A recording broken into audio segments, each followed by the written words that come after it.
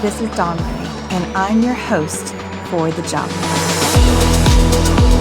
This podcast is all about inspiring change, courage, and confidence, building grit. I'm an executive coach and speaker. I've worked for 20 years as a finance executive in New York City and London. I've also attended Georgetown Law and Boston College, and I'm a New York qualified lawyer. I've studied personal development, performance, including sports psychology, and resilience for 15 years. I'll be giving you the techniques, mindset frameworks, and high-performance strategies to finally do the thing that you're scared to do. That jump, because that, my friends, is where the level up is. This is The Jump. Parachute required.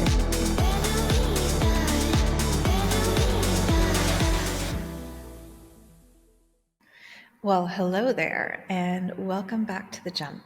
Today's episode is going to talk a little bit about meditation. Now, most of my coaching clients, most of my coaching clients, at least, are age 37 and up, finance and law, and super busy, and everyone hates meditation. So this is kind of like a meditation thing this is a meditation riff for someone who hates meditation and or is like, the fuck do I have to do this, Dawn? Okay. So one of my favorite apps for meditation is an app called Headspace, because Andy Pudicomi, he makes it really palatable. He can, there's only 2 or 3 voices. I'm extremely sensitive and in tune with sound. So if I can't connect with someone's voice, the tone of their voice, I'm gone.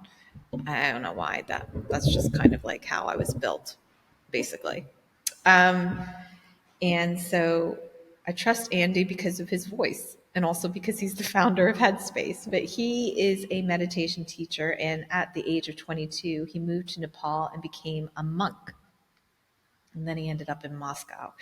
Then he left Moscow and went to London. And after that, he actually, during that time, he also learned a lot about neuroplasticity and meditation. And what is meditation? Meditation is basically, it's training awareness, right? That's all it is. Meditation is training awareness. Now, when you're more aware of your thoughts, you have more choice and therefore more control over them.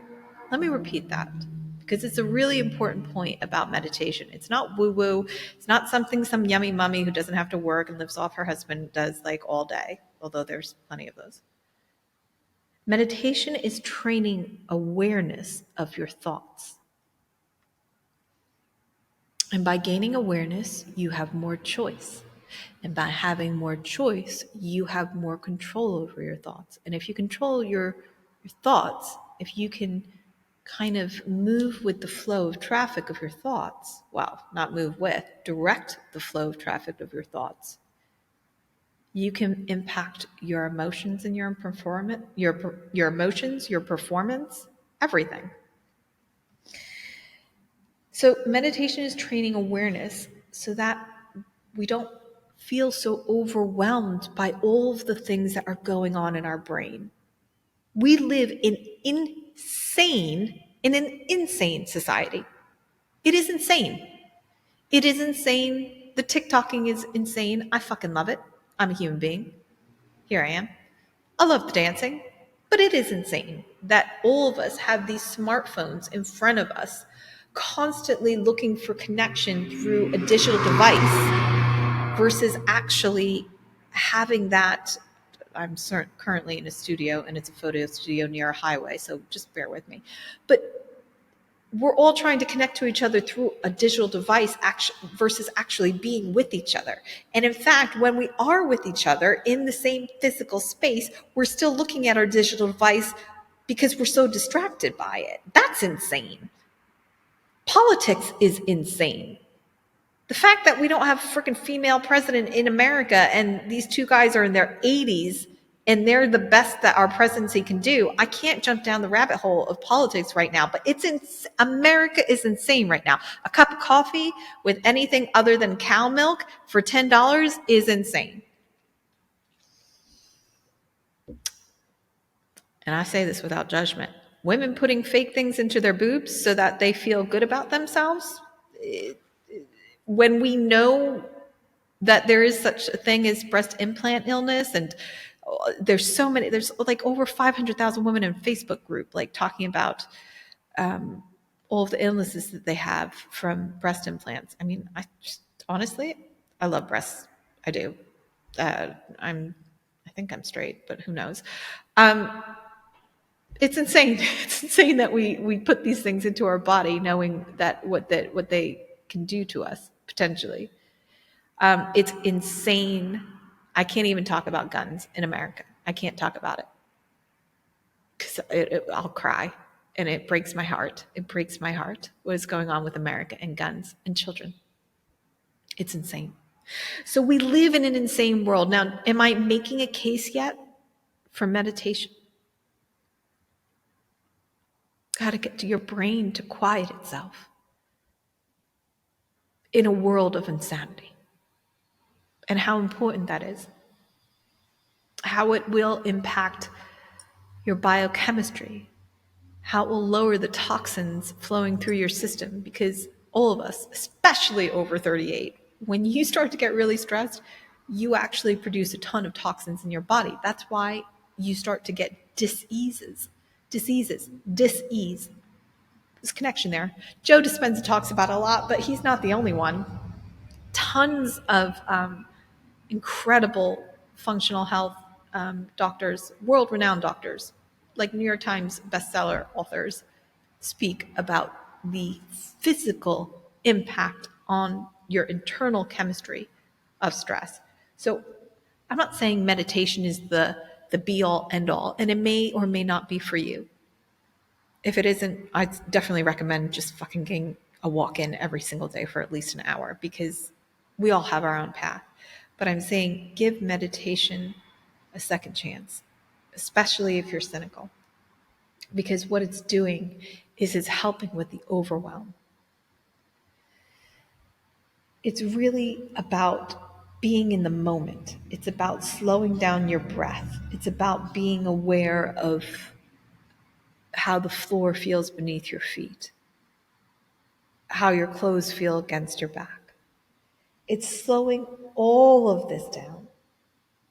All of it, all of the madness, all of the constant pushing, all of the looking at your text, all of the WhatsApping, all of the Zoom. It's slowing it all down. A lot of meditation is just sitting down with a very busy, very cantankerous mind. And yes, difficult and troublesome thoughts will always come up. Meditation is not about silencing your mind and silencing your thoughts. No one can do that. I mean, I'm sure there's some guys in the Himalayas who can do it, but not for the rest of us. It's about being aware of the thoughts that are coming through your mind and just observing them from a sense of detachment, a sense of distance, and without judgment. Let me say that again. It's about observing your thoughts without judgment. Do you know how often we all judge ourselves? Do you? Think about how many times you've judged yourself or talked down to yourself today. Your subconscious probably will block you from even knowing that number. It's tremendous. The neuroscience and psychology behind how we judge ourselves throughout the day is huge. So you just need to be aware of your thoughts. In meditation, whether you get 3 minutes in, 5 minutes, Abraham Hicks says the lucky number is 17, and I'm kind of with her on that. Some kind of magic happens at the 17-minute drop. But you know what? Do what you can. Go for 3. Go for 2 if you can't even get to 3. And at least question the why. Why is it so difficult for you to sit down and be still with yourself? Why? Do you think that maybe subconsciously that is impacting other aspects of your life? Maybe. Meditation is a practice of breath. It is a practice of stillness. It is a practice of awareness. But most importantly, it is a practice of bringing you back to you. It's one of the most important gifts you can give yourself. Now, I am not one of these personal development queens who runs around saying, I meditate every single day. It's the first thing I do when I get up and the last thing I do before I go to, right before I go to sleep and this, that. Listen, I'm full of fucking flaws and I curse like a sailor. I can tell you that when I do meditate, I always am my best self that day. And I try to do it daily. And if I can't do it daily, then I go for a very long walk and I pray. Prayer is a type of meditation. Well, they go hand in hand, but I'm not going to go into that. When you begin to meditate, it feels shocking because you're not used to being still and not having a tremendous amount of stimulus with you, right? You're practicing stillness, and it will be a shock to your system. You'll want to crawl out of your skin because the constant stimuli is a drug. I mean, social media, drug, dopamine hit. Yep. I know it. When I look on LinkedIn for if I got any likes, that's a hit. Because I practice meditation, I'm aware of that. Doesn't help. I shouldn't be looking. But I'm human and flawed. So meditation also works. Meditation is medication. It also works when it's used for prevention, right? Before the actual stressful event. If you know how to ground and sit still and pause, when you know how to create space for pauses, then you won't be so quick to react during the day, even when you have a moronic motherfucker in front of you at work that you want to kill, because you will have known and practiced how to create that necessary space. Corporate work is insane. I have never been in an environment where I've seen grown-ass adults, many of them millionaires, act like freaking children. It's absurd. Worked in finance, but taking that aside, all corporate work is somewhat insane. Passive aggressive emails, just the nonsense that you go through. But when you meditate, you are able to create space so that you do not react. You're able to create pauses between you and the event such that you're like, okay, here's my thought. It's coming through. This guy is a motherfucker and I want to kill him. I really wish I could just, I don't know, slap him upside the head with a stapler. Okay, there's the thought. It's going, it's going, it's going, it's gone. And here I still am. Here I am grounded. Here I am grounded. Here I am grounded. It's a grounding exercise. And it's fucking difficult. Definitely difficult at first. But if you do 3 minutes every day, 3 minutes every day, 3 minutes every day, and then eventually it becomes effortless. I use breath work, which is certainly a part of the meditative practice. I use breath work every single day to calm my nervous system. If I have a history of, certainly before law school and sure shit after having $250,000 of student loan debt, of tremendous anxiety. And only when I got into breath work was I really able to utilize an effective tool to lower anxiety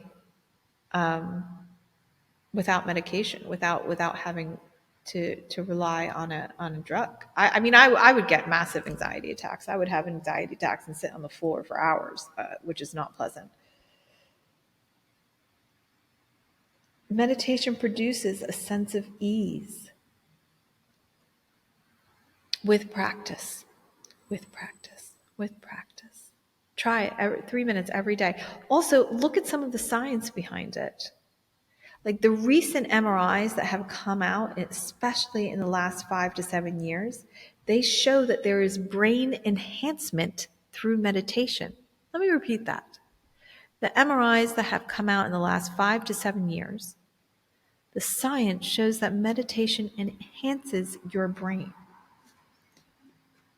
It enhances your ability for single-minded focus. So on that end, I am going to attempt to do a bit of meditation with you now. Okay. Meditate with me. Breathe with me. Let's both try. Feet on the ground. Roll your shoulders up and down.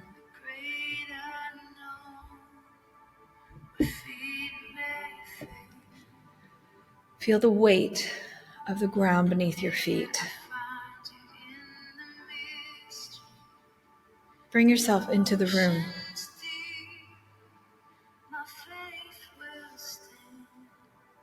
Bring yourself into the space.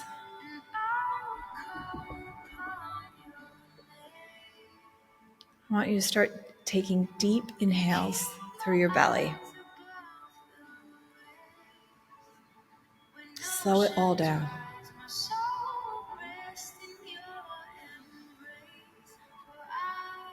Be present with me.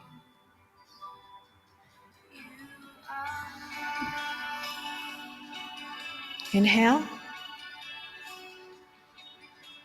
Hold at the top for 4 seconds. Exhale. Create a rhythm in your breath.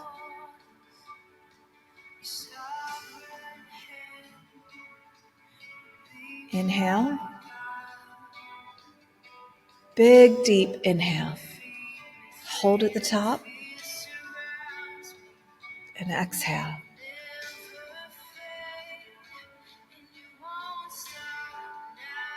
Roll your shoulders up and down.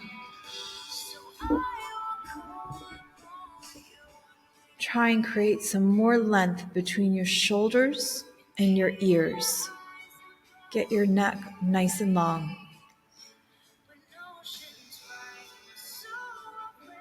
Inhale. Hold at the top. Exhale.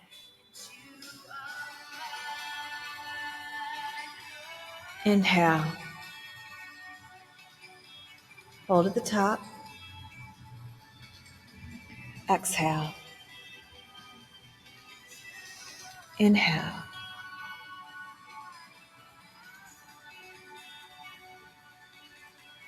Exhale.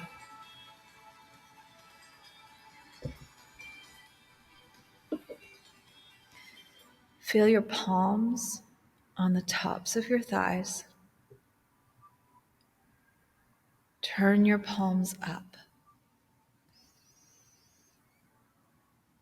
Just focus on the breath. I know there's 8 million thoughts going through your head. What am I going to have for dinner? Who's texting me? Am I supposed to be at a dinner tomorrow night? Fuck, I forgot to send that email. I know the thoughts. Become aware of your thoughts. Just let them float by you.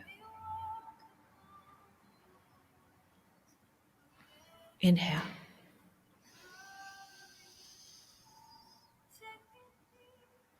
Hold at the top.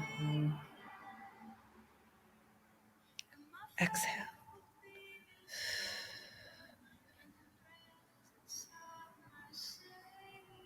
Inhale again.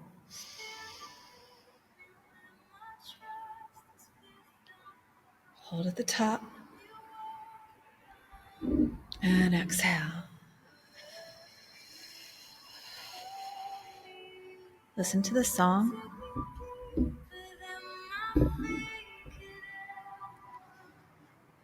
Inhale again.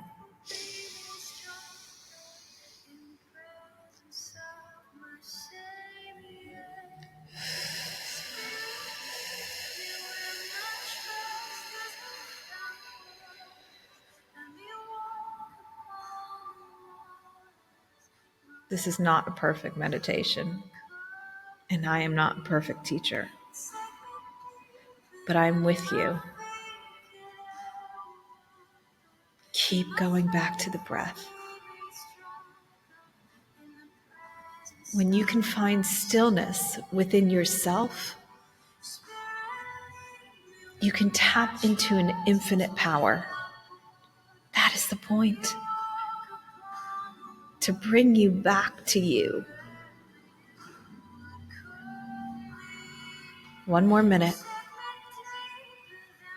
You're doing great. Inhale. Hold at the top.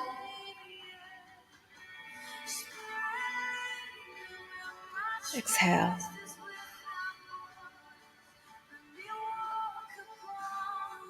Inhale through the nose.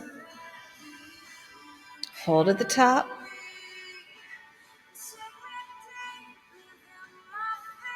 Exhale.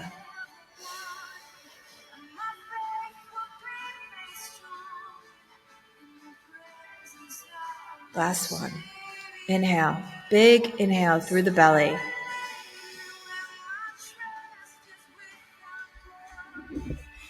Hold at the top. And exhale.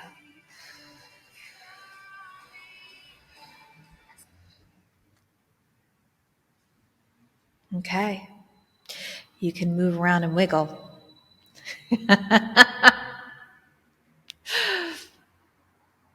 Listen, I have no idea if that would have worked because I'm playing the music off my phone and doing it through a microphone, and I'm not a tech person attempting to be a podcaster at the moment. But in my imperfection, there is perfection. In your imperfection, there is perfection. The power is in the presence. And the more you practice meditation, the more present you'll become. I love you. Go and breathe.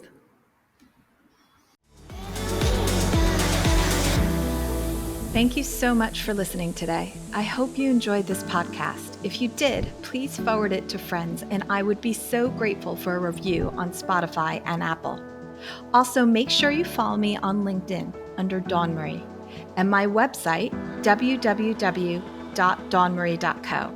Please note there is no E in Marie. No excuses. Check out the freebies tab on my website for guides on negotiating income and gaining clarity in your role. You can also follow me on YouTube at I Am Dawn Marie. For the ladies, if you're a female executive in finance or law, you can subscribe to my newsletter, Prime, which is all about taking bold action as a woman. I'll put links for these in my show notes. Until next time, I love you. Get your nose down, take a deep breath, and jump. Keep doing the things that you fear.